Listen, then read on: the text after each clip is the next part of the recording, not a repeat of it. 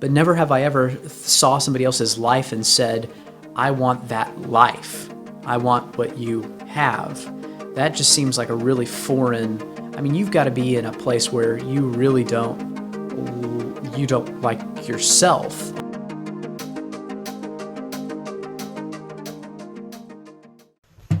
All right, this one's a winner.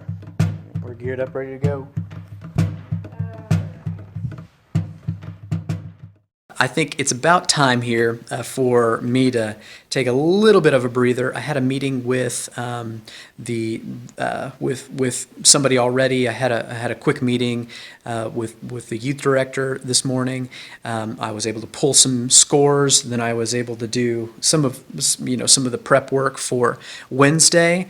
I've still got to do some arranging. I don't know if you can see these chairs here. I'll give you the eagle's eye view. But there's some chairs out. There's my backpack. But there's some chairs that are kind of out of place here. I'm trying out a new seating arrangement for the choir, having all of the tenors and basses on this side and all the sopranos and altos on this side, and trying to get them to 2 rows, but I just couldn't figure out enough space, so I had to go 3 rows on the guys. But we might. It looks like since yesterday was Sunday. It looks like I've got some chairs that are out of place. They just get moved.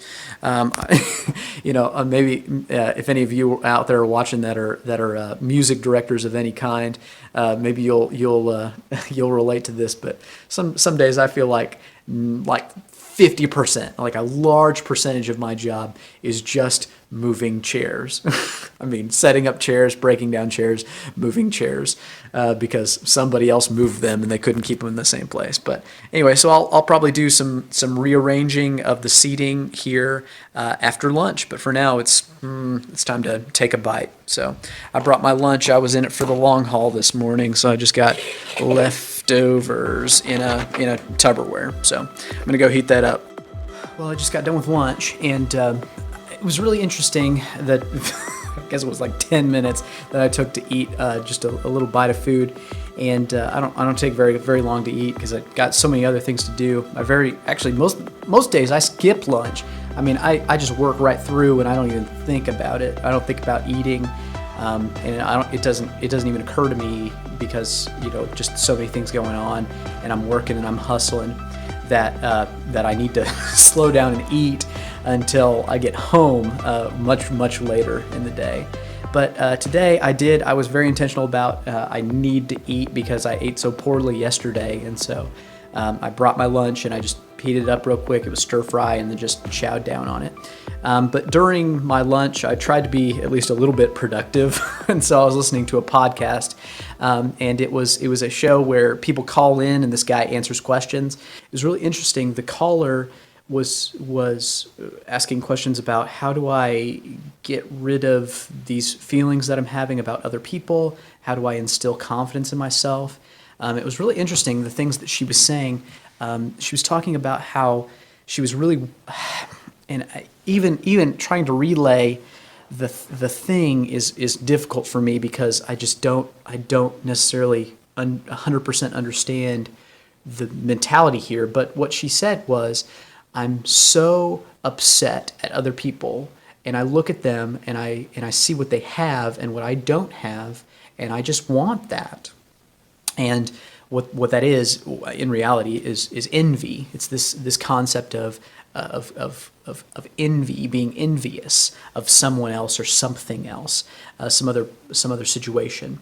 And I've got to say, I had kind of a thought where I was thinking to myself, I really don't know. I mean, I kind of get it in a sense, but I don't think that I get that way. I understand jealousy, certainly, this idea that, but it's different. It's different than envy.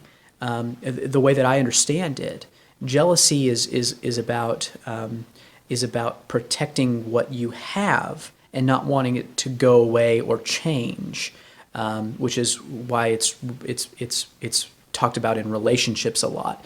People being jealous of another person who's taking the time of your significant other or your friend or whatever, or something is making you jealous because it's taking time away. It's replacing you in that context. But envy is different, the way that I understand it, and it's more about coveting. It's about coveting what someone else has and wanting it for yourself. It's not something you currently possess.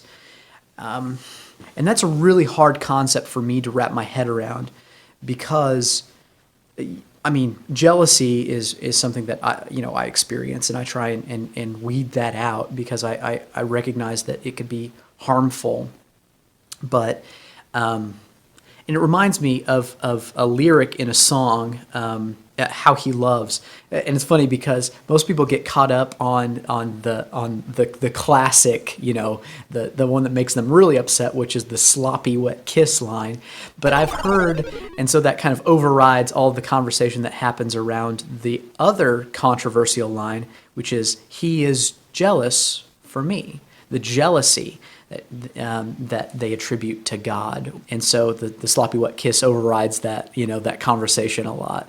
But I've heard other people object to that verbiage, that jealousy, God couldn't possibly be jealous of us because of course He is all knowing and all present, and that seems like such a human thing, and I don't know. I don't know where I stand on that, to be honest, but it just came to my mind because I really think of jealousy as more as of a protective.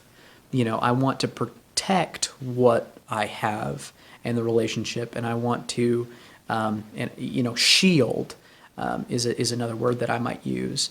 But I don't know. I don't have a really well-formed opinion of that, I guess. I haven't really thought deeply about it yet.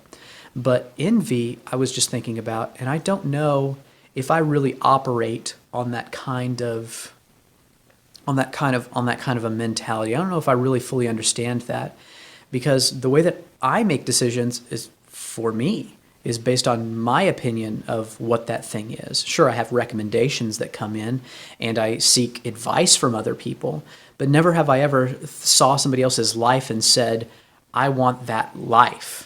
I want what you have. That just seems like a really foreign. I mean, you've got to be in a place where you really don't like yourself almost to be in a place where you say, I would like to have someone else's life.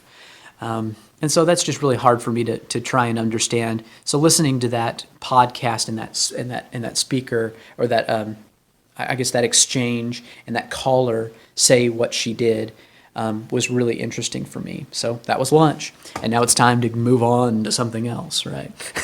Never ends.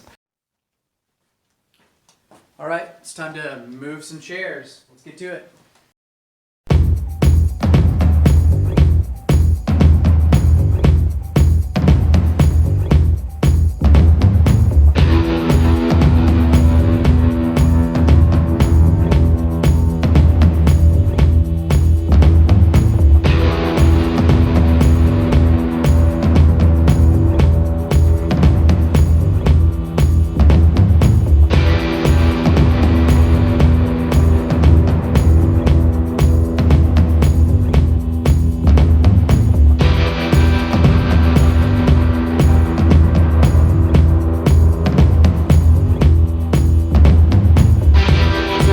What I did is there used to be a third row over here. This is tenors and basses. This is altos and sopranos.